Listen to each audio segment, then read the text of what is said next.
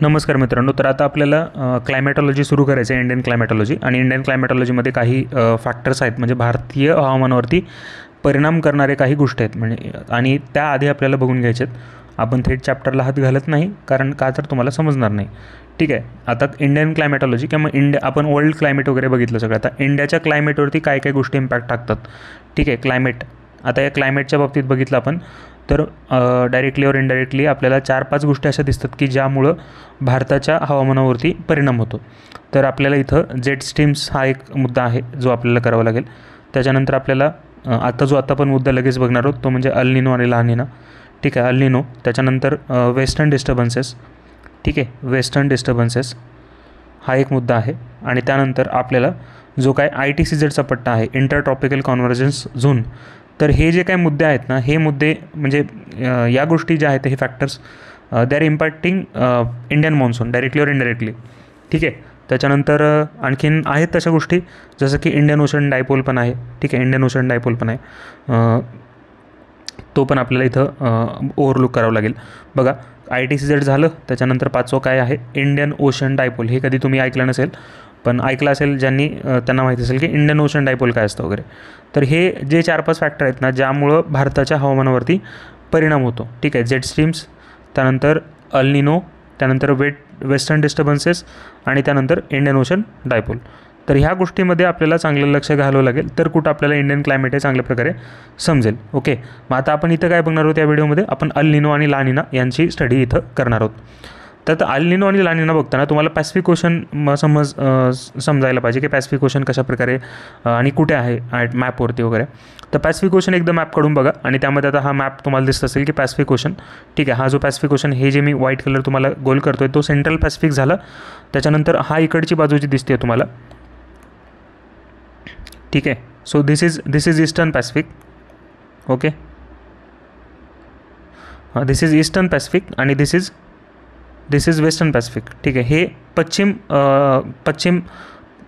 ठीक आहे, पश्चिम पॅसिफिक महासागर आहे हा, आणि हा पूर्व पॅसिफिक महासागर आहे. आणि पॅसिफिक महासागराची पूर्व आणि पश्चिम बाजू कुठे आहे हे समजलं की तुम्हाला अल निनो अर्धा समजला. ठीक आहे. पॅसिफिक महासागराची पश्चिम बाजू ही वेस्ट साईड आहे बघा, ऑस्ट्रेलिया वगैरे आणि एशिया वगैरे इकडे दिसतो आपल्याला या बाजूला. आणि ईस्टर्न बाजूला आपल्याला नॉर्थ अमेरिका आणि साऊथ अमेरिका हे आपल्याला पॅसिफिक महासागराच्या पूर्व किनाऱ्याला दिसतात, पूर्व बाजूला दिसतात. ठीक आहे. किनारा म्हणण्यापेक्षा पूर्व बाजूला पॅसिफिक महासागराच्या हे दिसतात. ठीक आहे. तर हे अल निनो जे सगळे इव्हेंट होत आहेत ना, तर ह्या सगळ्या पॅसिफिक महासागरातच होतात. पॅसिफिक महासागरामध्येच अल निनो होतात. अल निनोचे इव्हेंट वगैरे सगळे इथं होते, पण त्याचा इम्पॅक्ट जो आहे तो ऑस्ट्रेलियावरती होतो, इंडियावरती होतो, चायनावरती होतो, त्यानंतर या साऊथ अमेरिकावरती होतो अल निनो जर झाला तर. ओके. तर आता नॉर्मल सिच्युएशन काय होती, म्हणजे नॉर्मल सिच्युएशन काय असते, त्याच्यानंतर अल निनो आल्यावरती आपल्याला एवढं तरी नक्की माहीत असतं की अल निनो आला तर आपल्या मॉन्सूनवरती निगेटिव्ह त्याचे परिणाम होतात. ठीक आहे. आता नॉर्मल जी सिच्युएशन आहे ती आधी आपल्याला बघायला लागेल की नॉर्मली काय होतं. आणि अल निनोच्या केसमध्ये अल निनो आपण म्हणतो की 3 ते 4 वर्षातनं, 5 वर्षातनं, 10 वर्षातनं. ठीक आहे. 10 वर्ष नाही, पण 4-5 वर्षातनं एकदा अल निनोची इव्हेंट दिसते आपल्याला. ठीक आहे. सो आता अल निनो जेव्हा नसतो तेव्हा काय गोष्टी होतात, आणि अल निनो असतो तेव्हा काय गोष्टी होतात. बघा, अल निनो जेव्हा नसतो ना, ठीक आहे, अल निनो जेव्हा नसतो ना त्यावेळीची आपण सिच्युएशन बघूया. ही सिच्युएशन तुम्ही बघू शकता इथे. ठीक आहे. अल निनो जेव्हा नसतो ना, तर हे जे काही वॉर्म वॉटर आहे बघा, इथे तुम्हाला साऊथ अमेरिका दिसते. मी तुम्हाला ऑलरेडी बोललो आहे की दिस इज हा जो आहे तुम्हाला दिसतो आहे तो हा western part of Pacific ocean आहे, आणि हा eastern part of Pacific ocean आहे. तर तुम्हाला इथे दिसत असेल की ईस्टर्न पार्ट किंवा मग पूर्व पॅसिफिक महासागराकडनं जे काही गरम पाणी आहे किंवा मग ओशन वॉटर आहे ते इकडं मूव्ह करते. ठीक आहे. कुठे, ऑस्ट्रेलियाकडे किंवा मग एशियाकडे, इकडं या बाजूला. मग आपण काय बघतोय, सगळ्यात सुरुवातीला आपण म्हटलं की साऊथ अमेरिका जो काही कॉन्टिनेंट आहे त्याच्या इथनं जे काही वॉर्म वॉटर आहे ते इकडं मूव्ह करते. कुठे, तर पश्चिम भागाकडे, पश्चिम पॅसिफिककडे. पूर्व पॅसिफिककडनं पश्चिम पॅसिफिककडे मूव्ह करते. हे कधी, तर नॉर्मल सिच्युएशन जेव्हा असते, नॉर्मल कंडिशन जेव्हा असतात त्यावेळी असं होतं आहे नॉर्मलमध्ये. ठीक आहे. पण ॲबनॉर्मल कंडिशन्स जेव्हा डेव्हलप होतात, म्हणजे ज्या वर्षी अल निनो वगैरे असतो त्या वर्षी जर बघितलं तुम्ही तर अशी सिच्युएशन होते. हे फक्त वॉर्म वॉटर इकडं जायचं. आता ऑस्ट्रेलियाच्या ह्याच्याकडनं इकडे चालले, कुठं चालले, साऊथ अमेरिकन कॉन्टिनेंटकडे चालले, ठीक आहे, साऊथ अमेरिकन कॉन्टिनेंटकडे चालले. ओके, आणि हे असं झाल्यामुळं हे वॉर्म वॉटर ऑस्ट्रेलियाकडनं किंवा इकडच्या भागातनं इकडं साऊथ अमेरिकन कॉन्टिनेंटकडे चालल्यामुळं मग इथं काय होते, कशी मुवमेंट होते, वेस्टर्न पॅसिफिककडनं ईस्टर्न पॅसिफिककडे वॉर्म वॉटरची मुवमेंट होते. वेस्टर्न म्हणजेच पश्चिम पॅसिफिककडनं पूर्व पॅसिफिककडे वॉर्म वॉटरची मुवमेंट होताना आपल्याला दिसते. आणि या वॉर्म वॉटरची मुवमेंट इकडे साऊथ अमेरिकन कॉन्टिनेंटकडे इकडे झाल्यामुळं या भागामध्ये टेम्परेचर हे 10 डिग्री सेल्सिअसनं वाढू शकतं, म्हणजे एवढं टेम्परेचर तिथं वाढतं. ठीक आहे, आणि हे आधी पण आपण बघितलं की हे वॉर्म वॉटर जर समजा इकडं येत असेल आपल्या भागाकडे, ऑस्ट्रेलिया आणि इकडं या भागामध्ये येत असेल, तर तिथे पाऊस वगैरे चांगला असतो, पाऊस वगैरे चांगला होतो. पण समजा वॉर्म वॉटर इथनं इकडे निघून चाललं आहे खाली, म्हणजे पूर्वेला निघून चाललेलं आहे पश्चिमेकडनं, ऑस्ट्रेलियाच्या भागातनं इकडे निघून चाललं आहे साऊथ अमेरिकेकडे वगैरे. तर या केसमध्ये काय होतं, तर या केसमध्ये आपल्याकडे पाऊस चांगला पडत नाही. ठीक आहे, आणि इथं 10 डिग्री सेल्सिअसनं टेम्परेचर वाढतं, या भागामध्ये खूप जास्त पाऊस पडतो. ठीक आहे, या जो रेड कलरचा दिसतोय तुम्हाला भाग, मी मार्क केलेला भाग आहे, त्या भागामध्ये खूप जास्त पाऊस वगैरे पडतो. हे आपल्याला वरवरचं समजलं की नेमकं अल निनोच्या केसमध्ये काय होतं.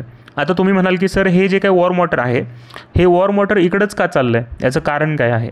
ठीक आहे, याचं कारण काय की वॉर्म वॉटर इकडंच का चाललं आहे, याचं असं कारण आहे मित्रांनो, तुम्हाला इथं पण दिलेलं आहे बघा, की हे वॉर्म वॉटर या साऊथ अमेरिकन कॉन्टिनेंटकडनं किंवा मग इथं पेरुवियन करंट असतो एक कोल्ड करंट. ठीक आहे, तर इथून इकडं का चाललं आहे हे, याचं कारण आहे स्ट्रॉंग ट्रेड विंड्स. सो एक लक्षात घ्यायचं आहे आपल्याला, ट्रेड विंड्स जेव्हा आपण बघतो तर ट्रेड विंड्स आपल्याला इथं दिसतात बघा. ठीक आहे, तर ट्रेड विंड्स कुठे आहेत बघा आणि कशा प्रकारे मूव्ह करतात. तर इथं आपल्याला ट्रेड विंडची मुवमेंट अशी दिसते. ठीक आहे, ट्रेड विंडची मुवमेंट इथून आणि बघा पूर्व गोलार्धामध्ये उत्तर गोलार्धामध्ये काय दिसतं तुम्हाला, उत्तर गोलार्धामध्ये आणि दक्षिण गोलार्धामध्ये बघा. ठीक आहे, अशी यांची काय असते, ठीक आहे, डायरेक्शन असते, कशाची, ट्रेड विंडची डायरेक्शन बघा, ट्रेड विंडची डायरेक्शन आपल्याला दिसते. अशा प्रकारे ट्रेड विंडची डायरेक्शन दिसते आपल्याला. ओके, मग हे ट्रेड विंड्स जेव्हा स्ट्रॉंग असतात, मग यांचा वेग जास्त असतो ना, त्यावेळी ते काय करतात की इथलं जे काही वॉर्म वॉटर आहे, ठीक आहे, इथे वॉर्म वॉटर इकडं मूव्ह करतात, ते कुठे, ऑस्ट्रेलियाकडे नेतात नॉर्मल सिच्युएशनमध्ये. आणि जेव्हा हे ट्रेड विंड्स वीक होतात ना, त्यावेळी इथलं वॉर्म वॉटर इकडे जातं, कुठे, या आपल्या पूर्व पॅसिफिक कडे. ठीक आहे, पूर्व पॅसिफिककडे. हा पूर्व पॅसिफिक झाला आणि हा पश्चिम पॅसिफिक झाला, वेस्टर्न पॅसिफिक. ठीक आहे, पूर्व आणि हा पश्चिम, पूर्व आणि पश्चिम. म्हणजे पूर्वेकडनं जर समजा गरम पाणी इकडे जात असेल पश्चिमेकडे, तर ती झाली नॉर्मल सिच्युएशन. पण पश्चिमेकडनं जर गरम पाणी पूर्वेकडे येत असेल तर ती ॲबनॉर्मल सिच्युएशन झाली, ज्या वर्षात एल निनो आहे. ठीक आहे, सो हे समजलं असेल तुम्हाला की नेमकं हे वॉर्म वॉटर इकडचं तिकडं का मूव्ह करतं, ह्याचं कारण आहे ट्रेड विंड्स. म्हणजे अल निनो इव्हेंटसाठी रिस्पॉन्सिबल कोण आहे, अल निनो कंडिशनसाठी, वीक ट्रेड विंड्स. ठीक आहे, weak trade winds. Okay, trade winds हे वीक असतील तर त्यावेळी आपल्याला अल निनो ऑकर होताना दिसतो. म्हणजेच वीक म्हटल्यावरती वीक व्यापारी वारेसुद्धा लक्षात ठेवू शकता. ह्यांना आपल्या ट्रेड विंड्सला व्यापारी वारे असं म्हणतात. ठीक आहे, ट्रेड विंड्सला व्यापारी वारे म्हणतात. ठीक आहे, किंवा मग ह्यालाच आपण ट्रेड विंड्सलाच किंवा या व्यापारी वाऱ्यांना ईस्टर्लीज असं सुद्धा म्हणतो. ईस्टर्लीज का म्हणतो आपण, ईस्टर्लीज ह्याच्यासाठी म्हणतो आपण की त्यांचा जो काय प्रवाह आहे तो पूर्वेकडनं पश्चिमेकडे आहे. पूर्वेकडनं पश्चिमेकडे एखादा वारा वाहत असेल तर त्याला आपण ईस्टर्ली म्हणतो. आणि या ट्रेड विंड्सचा प्रवाह हा पूर्वेकडनं पश्चिमेकडेच असतो. तुम्हाला दिसत असेल इथं की पूर्वेकडनं हे इकडची पूर्व बाजू, इकडनं हे इकडेच जात आहेत. म्हणजे थोडंसं डायरेक्शन जरी चेंज झाली असेल त्यांची, पण ते पूर्वेकडनं इकडं पश्चिमेकडे जाताना आपल्याला दिसतात. पण जेव्हा हे ट्रेड विंड वीक असतात, म्हणजे यांची स्पीड कमी होऊन जाते, त्यावेळी काय होतं, तर हे जे काय वॉर्म वॉटर आहे ऑस्ट्रेलियाच्या किनाऱ्याकडनं इकडं आपल्या पेरूकडे वाहताना दिसतं किंवा साऊथ अमेरिकन कॉन्टिनेंटकडे वाहताना दिसतं. आणि हे असं झाल्यामुळं अल निनो कंडिशन ऑकर होते, अल निनो कंडिशन. ठीक आहे, इथलं जे टेम्परेचर आहे ते 10 डिग्री सेल्सिअसनं वाढतं. तर हे झालं आपलं बेसिक, आपण इथं बघितलं की याच्यामध्ये नेमकं काय काय चाललं आहे. ठीक आहे, खाली पण तुम्हाला तेच दिलेलं आहे बघा की यामध्ये अल निनो इयरमध्ये काय, नॉर्मल इयरमध्ये दिसतं की आपल्याला इकडं वॉर्मिंग होतं आणि ॲबनॉर्मल इयर किंवा अल निनोच्या वर्षामध्ये आपल्याला इथे वॉर्मिंग दिसतं ईस्टर्न पॅसिफिकमध्ये. ओके, मग आयोगानं MPSCने विचारताना याच्यावरती प्रश्न त्याच स्वरूपामध्ये विचारला एकदा होता. ओके, तर आता इथं NCERTमध्ये याच्या बाबतीत काय दिले ते बघून घेऊ. NCERTमध्ये बघा की अल निनो हे एक कॉम्प्लेक्स वेदर सिस्टम आहे. आपल्याला हे करण्याची गरज आहे का, नाही, आपल्याला माहिती आहे की कॉम्प्लेक्स वेदर सिस्टम आहे का, कशी आहे. ठीक आहे, El Nino is a complex weather. ठीक आहे, जस्ट वेट.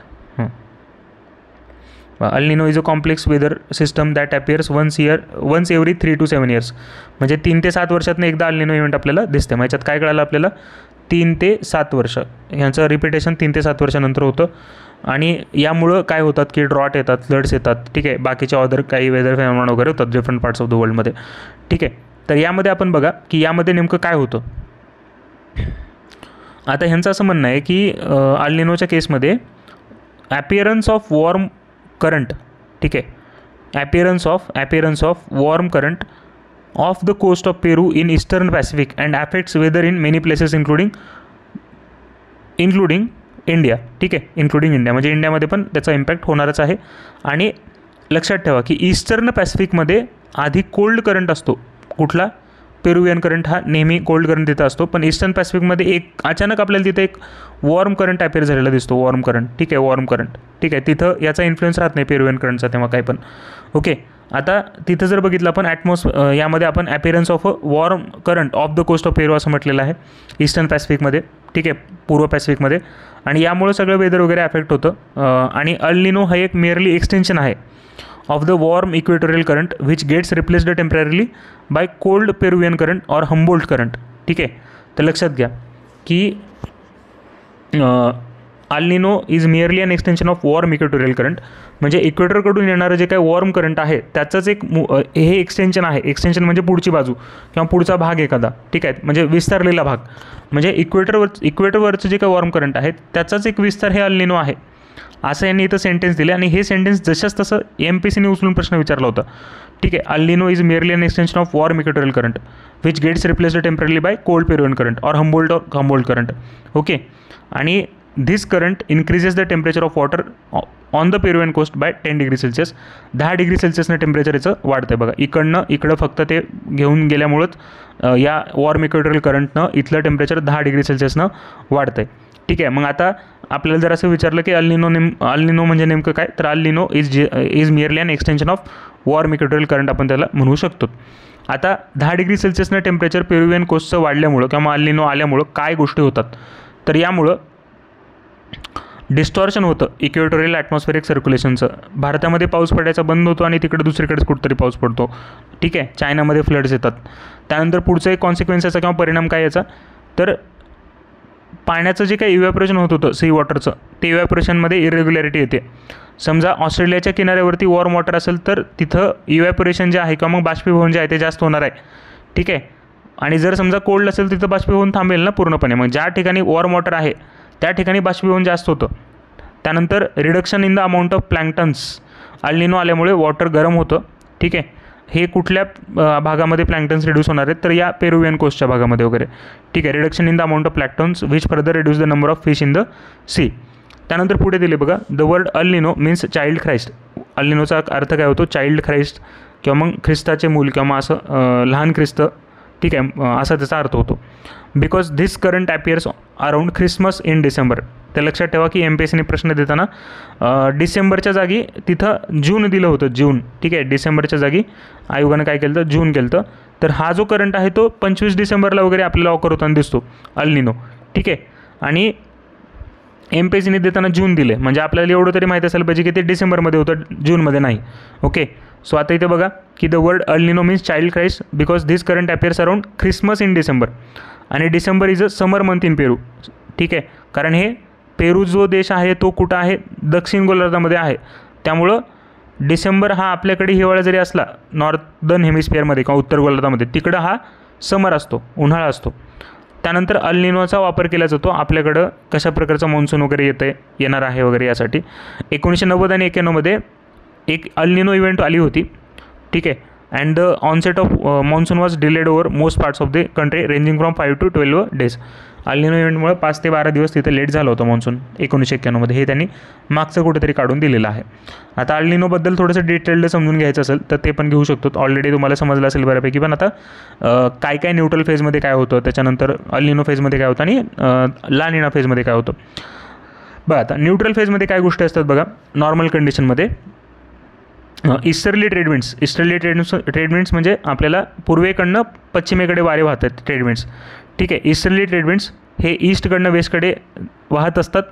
हे काय करतात माहिती आहे का, वॉर्म सरफेस वॉटर जे आहे, वॉर्म सरफेस वॉटर, ठीक आहे, they push the warm surface water away from South America towards tropical South East Asia.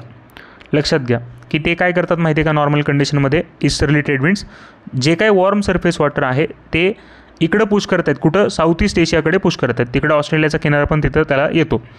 आणि त्यानंतर conversely off the west coast of South America the depth of the warm equatorial top layer of ocean has reduced and the thermocline is nearer the ocean surface. This means cold nutrient rich water upwells into the upper parts of the ocean here. तर लक्षात घ्या की ह्यांचं असं म्हणणं आहे की इथं नॉर्मल कंडिशनमध्ये काय होते की इकडचं जे काय वॉर्म वॉटर आहे ते इकडं पुश केलं जाते आणि इथं वॉर्म वॉटर निघून गेल्यामुळे इथल्या भागातलं इथं अपवेलिंग नावाची सिच्युएशन होते. अपवेलिंग म्हणजे काय होतं की खालचं कोल्ड करंट वर येतं आणि खालचं कोल्ड करंट वर येतं ते पॉझिटिव्ह गोष्ट झाली, कारण का तर ते सोबत येताना न्यूट्रिएंट वगैरे पण घेऊन येतं. ठीक आहे, सो हे पण इथं होतं आहे नॉर्मल कंडिशनमध्ये. ओके, त्याला अपवेलिंग असं म्हणतात. त्यानंतर बघा, cold nutrient rich water upwells into the upper parts of the ocean here असं म्हटलं आहे. Around tropical South East Asia warm surface water evaporates. बघा आता लक्षात घ्या की हे वॉर्म वॉटर इकडं आलेलं आहे नॉर्मल कंडिशनमध्ये, इथं वॉर्म वॉटर आले आणि जिकडं वॉर्म वॉटर आले तिकडं बाष्पीभवन जास्त होतं, इव्हॅपोरेशन जास्त होतं. ठीक आहे, आणि इव्हॅपोरेशन जास्त झाल्यामुळं आपल्याला इथे पाऊस वगैरे चांगला पडताना आपल्याला दिसतो या भागामध्ये वगैरे, साऊथ ईस्ट एशियामध्ये वगैरे. ओके, त्यानंतर बघा पुढे काय दिलेलं आहे की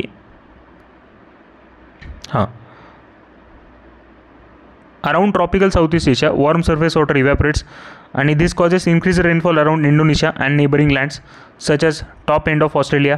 ठीक आहे, in contrast over eastern tropical Pacific off the coast of Peru dry air accompanied with cloud dissipation sinks resulting in much drier weather there. म्हणजे नॉर्मल कंडिशनमध्ये पेरू किंवा मग त्या भागामध्ये ड्रॉट असतो, ड्रॉट. ठीक आहे, नॉर्मल कंडिशनमध्ये तिकडे ड्रॉट असतो, तिकडे पाऊसच पडत नाही पेरूच्या भागामध्ये, ड्राय एअर असते तिथं आणि जी की सिंक करते, खाली येते सिंक केलेली एअर, त्यामुळे तिथं काय कसल्याही प्रकारचं आपल्याला हे दिसत नाही, पाणी वगैरे पाऊस वगैरे पडताना दिसत नाही.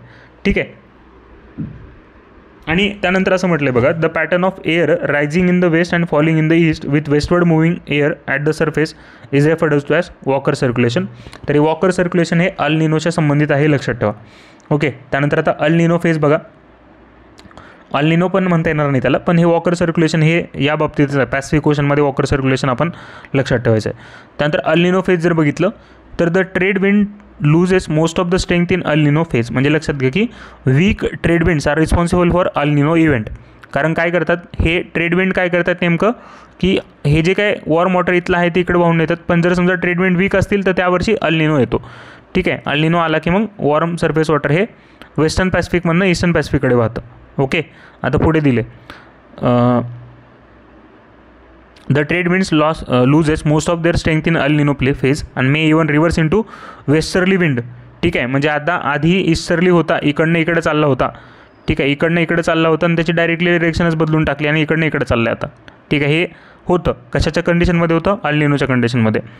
Of the coast of South America the thermocline sinks the cold water no longer upwells into the surface layer of the ocean. म्हणजे अपवेलिंग हे होत नाही या केसमध्ये. The source of nutrient is cut off which has subsequent effect on fishing stocks of South America आणि nearby over the eastern tropical Pacific warm surface water evaporates. ठीक आहे, आणि this results in more rainfall than usual there. म्हणजे तिथे पाऊसच पडत नाही पण आता पाऊस पडायला लागतो या अल निनोच्या कंडिशनमध्ये वगैरे. ठीक आहे, आणि पॅसिफिक असेल, इंडोनेशिया असेल आणि नेबरिंग कंट्रीज असतील तिथं मात्र ड्रॉट येतो, ड्रायर कंडिशन्स तिथे येतात. भारतामध्ये पण तेच होतं. आता त्यानंतर लानिना बघूया आपण. ठीक आहे, लानिना फेज जर बघितला आपण, लानिना बघा यामध्ये काय होतं माहिती आहे का की नॉर्मलच कंडिशन असते, पण इथं फक्त तुम्हाला स्ट्रॉंगर ट्रेड विंड दिसतात, स्ट्रॉंगर ट्रेड विंड्स. ठीक आहे, स्ट्रॉंगर ट्रेड विंड्स, आणि यामुळं जास्त पाऊस पडतो, नॉर्मलपेक्षा जास्त पाऊस पडतो जर लानिना फेज असेल तर. लानिना फेजमध्ये जस्ट तुम्ही लक्षात ठेवा की स्ट्रॉंगर ट्रेड विंड्समुळं जास्त वॉर्म वॉटर इकडे वाहून आणलं जाते, कुठं, ईस्टर्न पॅसिफिकमधनं वेस्टर्न पॅसिफिककडे, म्हणजे साऊथ अमेरिकेकडनं ऑस्ट्रेलियाकडे, असं लक्षात ठेवा. ठीक आहे, वेस्टर्न पॅसिफिकमध्ये आणलं जातं वॉर्म वॉटर वाहून, त्याला आपण लानिना फेज असं म्हणतो. या फेजमध्ये काय म्हटले त्यांनी, trade winds blow warm water at the ocean surface from South America to Indonesia. As the warm water moves west cold water from deep rises to the surface near the coast of South America. म्हणजे warm water इकडं आलेलं असतं, मग म्हणून खालचं जे काही cold water आहे ते वर आलेलं असतं त्या पेरूच्या किनाऱ्यावरती वगैरे साऊथ अमेरिकेमध्ये. ठीक आहे, त्याच्यानंतर पुढे दिले since La Nina blows all of this warm water to the western Pacific places like Indonesia Australia get much more convectional rain than usual. म्हणजे ला निना फेजमध्ये इंडोनेशिया आणि ऑस्ट्रेलियासारख्या देशांमध्ये खूप जास्त प्रमाणामध्ये कन्व्हेक्शनल रेन पाहायला आपल्याला मिळतो इंडोनेशिया आणि ऑस्ट्रेलियासारख्या देशामध्ये. ओके, तर हे पण इथं आपल्याला लक्षात घ्यायचं आहे.